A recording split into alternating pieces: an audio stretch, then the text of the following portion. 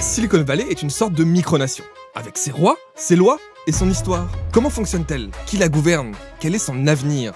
Pour explorer ce territoire, on a fait appel à Luc Julien. Ce Français habite depuis 30 ans dans la vallée. C'est ici qu'il a co-créé Siri, une des premières technologies grand public qui repose sur l'intelligence artificielle. L'IA, le nouvel Eldorado de la tech dans la vallée et dans le monde entier. T'as déjà été démarché par la Chine? C'est une bonne question, ça. Mais est-ce que l'IA est la révolution de trop? Bienvenue dans la Silicon fucking Valley. Les informaticiens travaillent sur l'intelligence artificielle depuis les années 50. Et elle arrive seulement 10 ans plus tard dans la Silicon Valley, à Stanford. Aujourd'hui, elle inonde la région où sont situés les deux leaders mondiaux, ChatGPT d'OpenAI, détenu à 49% par Microsoft, et Nvidia, le fabricant de puces sur mesure qui permet à ChatGPT d'exister. Avec Luc, on va revenir sur le moment de l'histoire où tout a changé, la naissance de l'intelligence artificielle moderne. Et cette histoire, elle commence dans les années 2000 avec des chats. De ma vie, tu m'aurais dit, tu vas aller dans un bar à chat. J'aurais dit, ouais, tu vois, marqué là.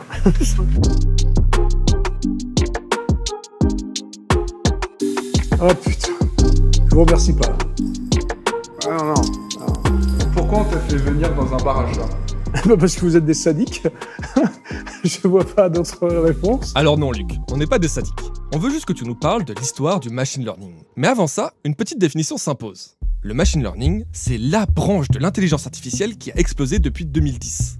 Elle consiste à apprendre à des algorithmes à reconnaître des données. Ces données peuvent être des sons, des mots ou des images. Avant 2010, le machine learning ne décollait pas. Mais avec l'arrivée d'Internet, tout a changé.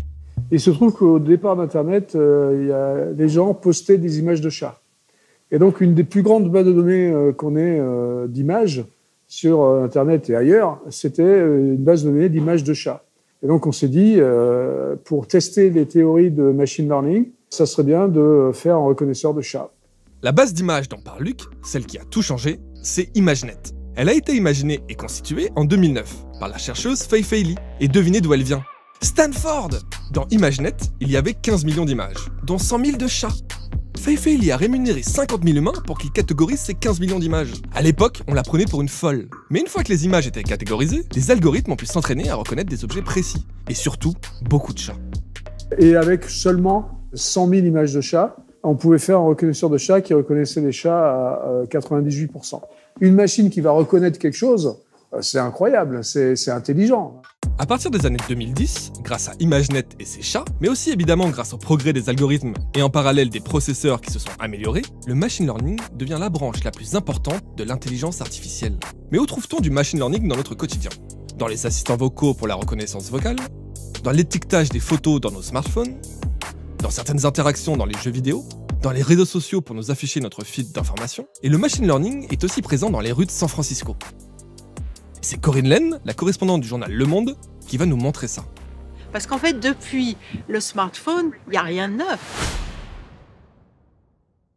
L'intelligence artificielle, c'est la première chose nouvelle, en fait, depuis ce temps-là. Et à San Francisco, il y a une révolution bluffante basée sur le machine learning, qui n'est pas encore arrivée en Europe, les Waymo. Comme ça, si tu me dis quelle technologie, bah, tu montes dans une voiture, il n'y a pas de conducteur, ça, je pense qu'on ne peut pas battre ça. Non, c'est vrai. Les Waymo, ce sont des voitures autonomes développées par Google. Donc elles sont nées ici, dans la Silicon Valley. Depuis 2021, elles se baladent dans les rues de San Francisco, comme des taxis. Ils en ont 250 quand même qui circulent. Et ça, c'est une technologie, oui, ça c'est bluffant. Avec leurs caméras, leurs radars et leurs algorithmes, elles reconnaissent tout ce qui se passe autour d'elles. Au tout début, les IA reconnaissaient les chats. Aujourd'hui, elles repèrent les bandes sur la route, les panneaux de signalisation, les piétons et les autres véhicules. Tout ça très vite et en temps réel. Et c'est vrai que tu montes là-dedans, 5 minutes, tu te dis, il n'y a pas de chauffeur. Et puis tu vois un piéton sur le passage flouté, tu es là, et il s'arrête. Et là, ça y est, il s'est arrêté, il n'a pas écrasé le piéton, tu es rassuré. Et c'est tout. Après, tu te dis, c'est incroyable, pas paniqué du tout. J'ai trouvé que c'était très sûr. Bon, du coup, Corinne, on lui a demandé de nous commander un Waymo. Il va être juste un peu là, parce qu'en fait, il va venir là. Dessus, il y a le petit truc qui tourne là. Bah, oui, il y a mon nom, ouais, c'est ça. Il y a CL dessus. On le voit. Alors attends. Et à peine installé, on a une bonne surprise. Il y a 2 énormes parts de pizza. Oh putain. La seule règle dans une Waymo, c'est qu'on n'a pas le droit de s'installer à la place du chauffeur. Regarde, on voit San Francisco en coucher de soleil devant. Il y a 0 chauffeur. T'as vu, il voit toutes les voitures, c'est-à-dire que tout ce qui se passe là, c'est ce qui se passe là. Elle va repartir. Au revoir, petite Waymo. J'espère que quelqu'un mangera tes pizzas. La Waymo, elle nous a déposés devant les bureaux d'Emmanuel Demestre. Un entrepreneur qui est au centre de la dernière révolution de l'IA. You're looking to get in? Well, there's somebody. Wow, they are really focused on something. Sa start-up, Scénario, propose à des développeurs du monde entier d'utiliser l'IA dans la création de jeux vidéo. Et il va tout de suite nous faire une petite démo. On voit là, c'est tout simplement des visuels de jeux. Et tout ce qu'on voit ici à l'écran, ça a été créé par de l'IA. L'IA d'Emmanuel ne se contente pas de reconnaître. Elle peut désormais générer des contenus. C'est l'IA dite générative. L'IA générative, c'est une évolution de ces IA qui existent depuis 1956 officiellement. Par contre, c'est une révolution d'usage. Donc la différence qu'il y a entre les IA précédentes et l'IA générative, c'est que maintenant il y a ce fameux prompt.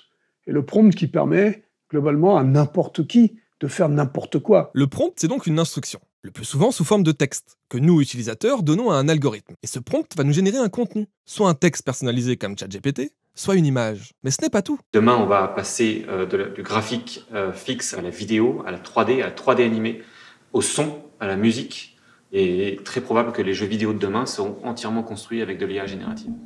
Emmanuel a sûrement raison, quand on sait que maintenant, ChatGPT peut générer des vidéos ultra réalistes. Les images que vous voyez ont été générées à partir de prompts de quelques lignes de texte. Mais comment est-on passé du machine learning, qui reconnaît des chats, à l'IA générative qui crée des vidéos? Eh bien, cette grande évolution s'est déroulée une fois de plus dans le cœur de la Silicon Valley. En 2017, il y a un papier de Google qui est sorti, dont le titre est « Attention is all you need », qui explique comment une IA peut prédire des tokens, les tokens c'est des mots, sur la base d'un énorme corpus de données d'entraînement. Donc c'est ce que fait ChatGPT, c'est prédire quel va être le mot qui suit un premier mot, mais aussi le N+2, N+3, N+5, etc. Ce que nous explique Emmanuel, c'est que le mécanisme derrière tout ça est basé sur des prédictions. L'algorithme prédit en continu les meilleurs tokens. Un token, ça peut être un mot, un pixel d'image ou un échantillon de son. Et en générant l'un après l'autre plein de tokens, l'IA arrive presque comme par magie à créer du contenu cohérent. Mais ce qu'on oublie souvent devant un tour de magie, c'est l'envers du décor. Ces IA génératives, elles ont un petit biais, c'est qu'elles vont de toute façon nous donner une réponse. Alors des fois, elles n'ont pas les réponses, et quand elles n'ont pas les réponses, elles vont les inventer. C'est-à-dire que ça ne va pas redonner exactement une réponse qui a été donnée avant, mais ça va donner une sorte de moyenne des réponses qui ont été données avant. Donc potentiellement, ça peut dire n'importe quoi. Ce sont des outils très très puissants, mais comme les outils très très puissants aussi, je peux utiliser l'outil très puissant pour faire quelque chose de très bien, je peux utiliser l'outil très puissant pour faire quelque chose de très mal. Mais d'autres personnes sont beaucoup moins optimistes. We are not the users of AI. We are the subjects of AI. Voici Meredith Whittaker, la présidente de l'application Signal, et aussi la cofondatrice d'AI Now, un institut de recherche américain qui étudie les applications sociales de l'intelligence artificielle. Pour elle, l'IA telle qu'elle existe aujourd'hui est fondamentalement problématique, car elle renforce le modèle économique des GAFAM, basé sur la surveillance de masse et la monétisation des données personnelles. So my concern has to do with the fact that AI is metastasizing this surveillance business model. In that way, we can see AI as a product of concentrated surveillance power, not as an actual fundamentally new set of technologies. It was a way to make more use of the data and compute that were already at the heart of the market powers of these companies. It was not just one more point along a positivist arc of scientific progress. Malgré beaucoup de critiques, la Silicon Valley n'a pas l'air de vouloir freiner. Mais un sujet brûlant pourrait changer la donne. AI requires huge amounts of energy consumption, huge amounts of water. It's an existential threat because it's contributing to the real existential threat that we're all collectively facing, which is climate catastrophe. Donc ces IA génératives, elles ont une particularité par rapport aux IA précédentes, c'est que à l'inférence, c'est-à-dire au moment où on les interroge, elles utilisent de l'électricité. alors que les autres, globalement, n'utilisaient pas ou très peu. Et aujourd'hui, on sait que si on avait autant de requêtes ChatGPT qu'il y a de requêtes Google, en fait, on ne peut pas, parce qu'il n'y a pas assez d'électricité dans le monde. Sam Altman, le patron d'OpenAI, est bien conscient du problème. And I think we still don't appreciate the energy needs of this technology. I see no way to supply this without a really big breakthrough. Mentalité typique de la Silicon Valley où l'on cherche à régler un problème posé par la technologie avec une nouvelle technologie. Et chez Microsoft, par exemple, à cause de l'IA, les émissions de CO2 ont augmenté de 30% entre 2020 et 2024. Heureusement, eux aussi, ils ont une solution. Quand on entend des boîtes comme Microsoft qui annoncent qu'ils vont construire leur propre petite centrale nucléaire à côté des data centers pour les alimenter, ça fait un peu flipper quand même. Là, Luc fait référence au fait que Microsoft a recruté en janvier 2024 une directrice des technologies nucléaires.